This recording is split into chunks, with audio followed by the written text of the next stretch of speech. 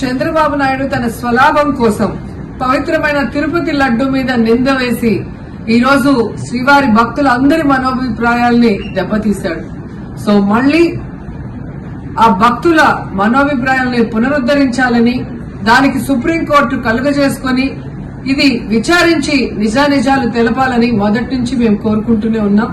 ఈ రోజు సుప్రీంకోర్టు ఈ కేసుని స్వీకరించడం జరిగింది. ఈ కేసులో సుప్రీంకోర్టు కనుక కరెక్ట్ గా విచారిస్తే చంద్రబాబు నాయుడు అన్కో చేసిన అబద్దాలు ఖచ్చితంగా బయటకు వస్తాయి.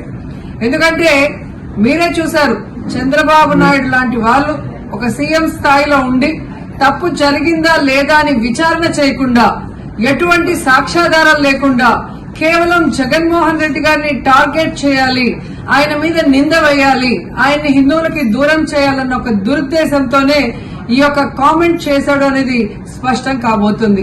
ఎందుకంటే ఈ రోజు సుప్రీంకోర్టు ఈ కేసు తీసుకునేంత వరకు, ఆ డేట్ అనౌన్స్ చేసేంత వరకు సిట్ వేయనే లేదు.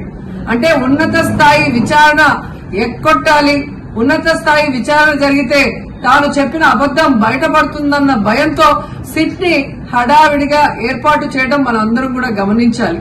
మొదటి నుంచి మాకు సిట్ మీద ఎందుకు నమ్మకం లేదు అంటే, తన పరిధిలో ఉన్న సిట్ ని చంద్రబాబు నాయుడు వేస్తే ఆల్రెడీ తను ఒక జడ్జిమెంట్ ఇచ్చేశాడు కాబట్టి దానికి లోబడే అధికారులు అబద్దాలు మాట్లాడతారు, నిజాలు చెప్పరు.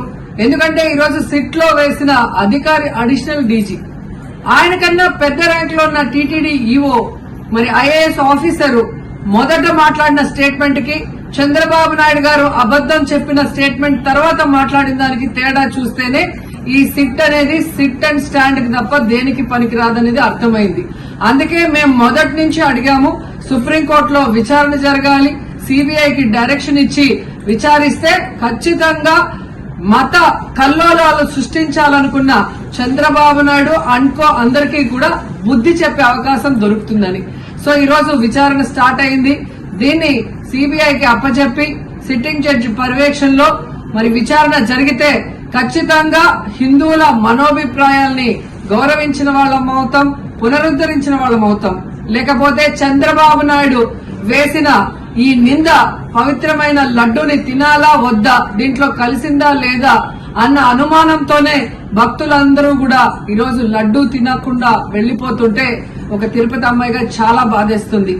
ఈ రోజే అలగర్ కోయిల్ మదురై దగ్గర దక్షిణ తిరుమల చాలా పవిత్రమైన టెంపుల్. ఇక్కడ భగవంతుడిని కోరుకున్నాను, ఖచ్చితంగా సుప్రీంకోర్టు ఇన్వాల్వ్ అయి ఈ కేసును విచారించాలి. తప్పు చేసిన వాళ్ళని, అలాగే తప్పుడు స్టేట్మెంట్ ఇచ్చిన వాళ్ళందరూ ఎంత పెద్ద పొజిషన్ లో ఉన్నా కూడా వాళ్ళని శిక్షించాలి అని భగవంతుడిని కోరుకున్నాను, సుప్రీంకోర్టుని కోరుకుంటున్నాను.